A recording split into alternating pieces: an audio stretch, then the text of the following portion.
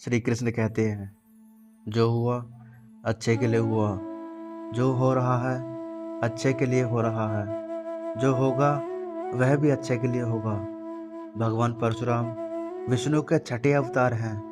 उनके पिता का नाम जमदग्नि तथा माता का नाम रेणुका है।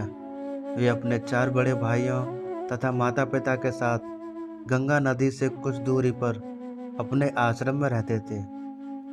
भगवान परशुराम के 4 बड़े भाइयों के नाम हैं रुक्मवन, सुशेषणु, वासु और विश्वासु। भगवान परशुराम अपने माता पिता के आदेश का अक्षरशः पालन करते थे। माता पिता के प्रति उनकी श्रद्धा अथाह थी। एक दिन की बात है, माता रेणुका हवन पूजन के लिए गंगा तट पर जल लाने गई थी।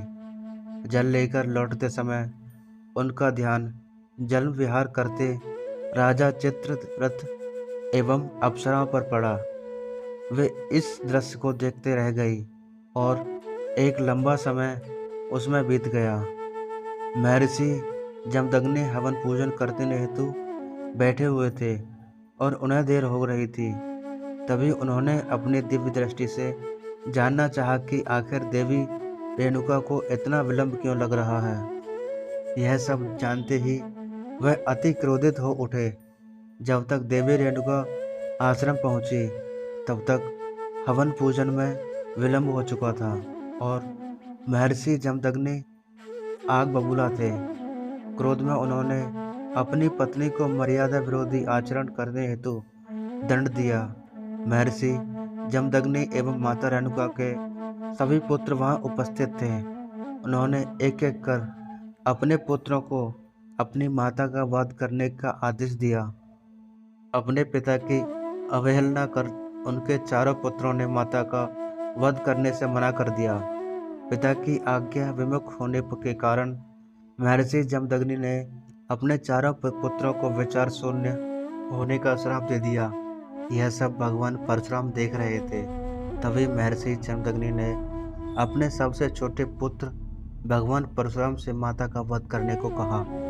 तब भूत भविष्य जानने वाले भगवान परशुराम ने बिना एक क्षण समय व्यतीत किए अपनी माता का सर काटकर उनका वध कर दिया।